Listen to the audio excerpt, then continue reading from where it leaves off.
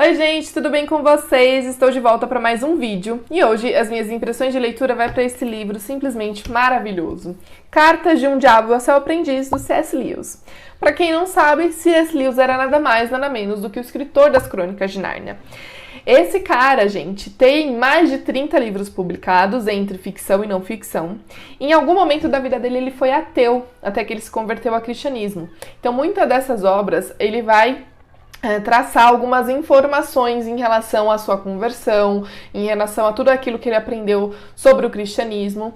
E ele vai fazer isso um pouco aqui, em Cartas de um Diabo a Seu Aprendiz, de uma maneira oposta. Então é como se ele quisesse dar alguns conselhos aqui para o ser humano às avessas. Ele vai te mostrar aquilo que você não deve fazer, porque aqui é a visão de mundo e de humanidade através da visão de um demônio, né?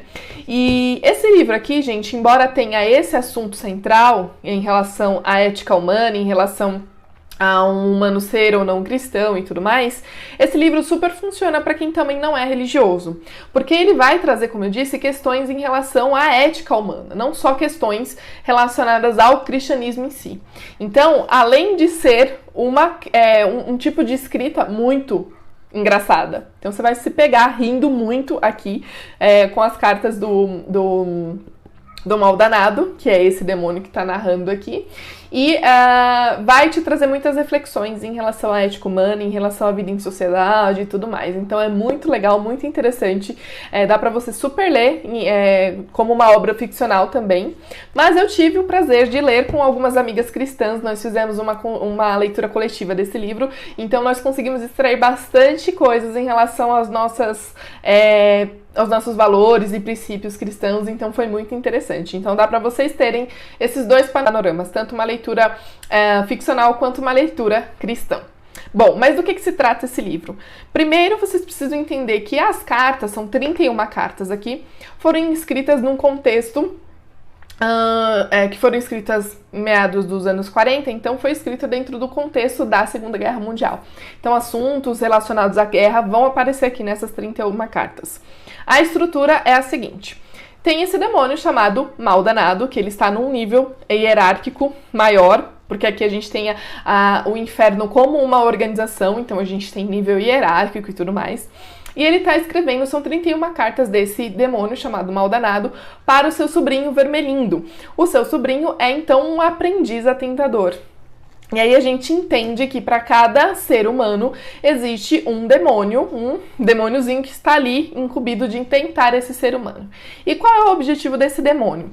Por que eles estão ali tentando os seres humanos? O que eles ganham com isso? É como se as almas desses seres humanos que vão para o inferno servem de alimento para eles. Então o objetivo deles é justamente esse: fazer os seres humanos continuarem no caminho errado, não se desvirtuarem para o caminho do inimigo, que no caso é Deus, para que no final da vida deles aquela alma sirva de alimento para eles. Então esse é o principal objetivo.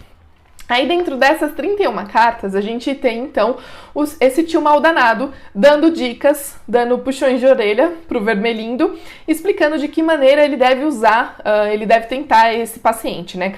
Como eu falei, cada ser humano tem um demôniozinho aqui, e o Vermelindo está incumbido de um rapaz britânico, mais ou menos ali, não fala aqui a idade dele, mas ele aparenta ser um rapaz jovem, e aí ele vai desenvolvendo uma conversa com o sobrinho do que ele deve fazer. Então, cada carta é um assunto central onde o Mal Danado vai desenvolver. Então, o que acontece aqui? Ele vai falar coisas do tipo, olha, sabe aquele assunto em que ele tratou com a mãe dele aquele dia? Então, é importante você conversar com o demônio da mãe dele para fazer com que a mãe dele irrite ele com aquele assunto, e assim ele vai ficar irritado, ele não vai dar atenção para a mãe dele, e no lugar de ele fazer isso, ele vai fazer aquilo, que é o que a gente deseja.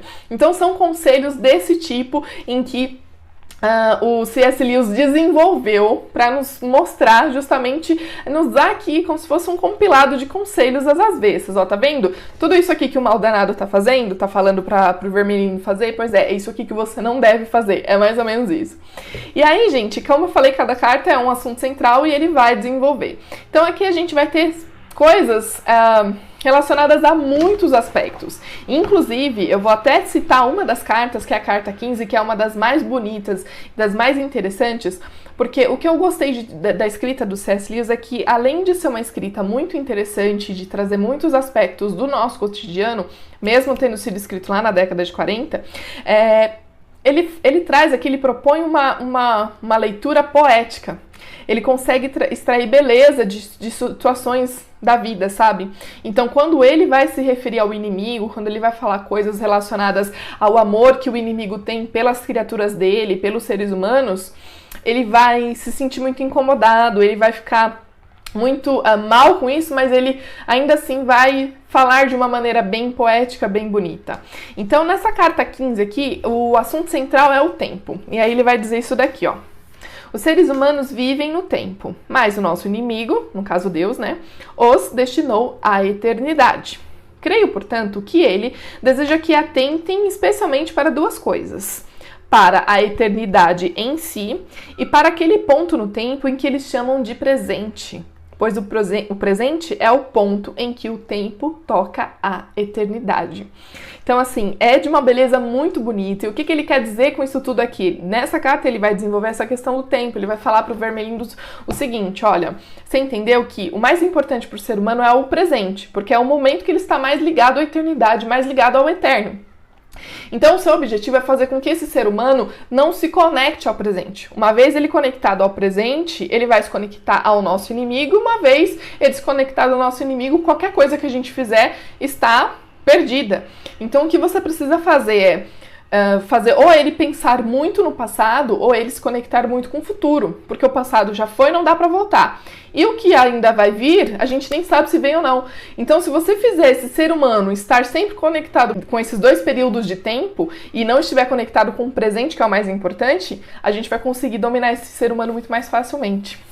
Então, gente, como eu disse, cada uma dessas cartas vai ser esse tipo de reflexão, que a gente vai parar pra pensar e falar: meu, o diabo tem razão, é verdade isso daqui, sabe? Porque é justamente isso que eu falei, é essa reflexão às avessas. A gente vai olhar a posição de um demônio falando em relação à nossa vida, mas aí a gente pode pegar tudo isso aqui e aplicar na nossa vida de maneira contrária que o mal danado tá dizendo, e falar: realmente, eu não deveria fazer assim, eu não deveria pensar dessa maneira. E o mais interessante de tudo isso é que ele vai usar assuntos triviais, ele vai usar temas triviais, ele vai usar situações triviais que vai fazer o ser humano ficar pensando. Ele vai usar até nas primeiras cartas, ele vai falar o seguinte: olha, não tente argumentar contra o seu paciente, porque você não vai ter argumentos. Você não tem que ganhá-lo através de argumentos, de falar que o seu caminho é melhor, porque o seu caminho não é melhor. Você tem que convencer ele disso. Você tem que mostrar outras alternativas. Você tem que induzir nele desejos por coisas que ele não precisa. E assim você vai conseguir dominar esse seu paciente. Então, assim, gente, é genial. A escrita desse cara, de C.S. Lewis, gente, é simplesmente fenomenal. E aí, ele fez essas 31 cartas, né? Ele publicou no jornal The Guardian, e depois ele teve convites para continuar a escrita dessas cartas, mas ele preferiu não continuar, porque ele disse o seguinte, que não foi difícil escrever as cartas, mas não foi nada divertido ter que se colocar na posição do demônio, sabe? Então ele não quis continuar com essas cartas. Mas lá na década de 60, ele quis retomar o tema e ele criou, então, uma espécie de discurso que o mal danado fez em um brinde que ele propôs numa festa de formatura para novos formandos. Então, ele escreveu esse texto que se chama Mal Danado Propõe um Brinde, e esse texto é um discurso. Só que como ele escreveu lá na década de 60, a visão política dele estava bem diferente de quando ele escreveu as cartas. Até porque as cartas foram escritas lá no meio da guerra e a gente está falando agora de um outro período político. Então ele vai desenvolver nesse discurso, gente, uma ideia em relação à política tão interessante que vai fazer você pensar muito, sabe? Que vai fazer você refletir muito. E assim, o mais legal, É um assunto super atual. Mas eu não vou desenvolver essa leitura, não. Eu acho que vale super a pena vocês lerem esse livro e tirarem suas próprias conclusões. Mas o mais interessante desse brinde é o que ele fala no comecinho já. Ele fala o seguinte, ó. Ah, como seria maravilhoso poder abocanhar novamente um Farinata, ou um Henrique VIII, ou um Hitler. Eles eram realmente crocantes. Uma fúria, um egocentrismo, uma crueldadezinha que só perde mesmo em robustez para as nossas. Eles impunham uma deliciosa resistência ao serem devorados e aqueciam nossas entranhas ao serem engolidos. Em vez disso, qual foi o cardápio de hoje? Tivemos uma autoridade municipal ao molho de corrupção, mas, pessoalmente, não pude detectar nele nenhum sabor de avareza, realmente apaixonado e brutal, tais como as que curtíamos nos grandes magnatas do século passado. Então aqui ele vai dizer mais ou menos como quanto pior é o ser humano, mais gostoso e mais saboroso ele é ao paladar dos demônios, né? Então quanto mais eles podem até se alimentar daquelas almas que não estão nem lá nem cá, que não cheiram nem fede, serve de alimento, mas não é aquele alimento saboroso. Então a função deles é realmente fazer as pessoas se tornarem cada vez mais cruéis para que eles possam saborear de uma maneira muito gostosa aquela alma corrompida, aquela alma cheia de avareza e tudo mais. Então, gente, é simplesmente um texto genial. E aí, em 1963, pouco antes de ele falecer, ele compilou tanto as cartas quanto um brinde em apenas um livro. Então, gente, fica aqui a dica desse livro simplesmente genial. Eu achei demais essas cartas, são cartas maravilhosas, vocês devem ler esse livro, é muito interessante.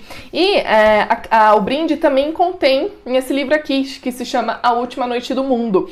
Esse livro aqui é um livro de crônicas dele, mas são crônicas mais voltadas para os cristãos mesmo, né? Temos assuntos aqui, todos relacionados ao cristianismo. O brinde está contido aqui. E esse livro também é super recomendado, eu gostei muito dessa leitura, mas, gente, Carta de um Diabo ao Seu Aprendiz com certeza virou um dos meus favoritos. E é isso, gente. Muito obrigada por vocês que assistiram até aqui. Deixa aqui pra mim nos comentários se você já leu esse livro, se você gostou, quais foram as suas impressões que eu quero saber. Deixa o seu curtir e a gente se vê aonde? Isso mesmo, no próximo vídeo. Tchau, tchau!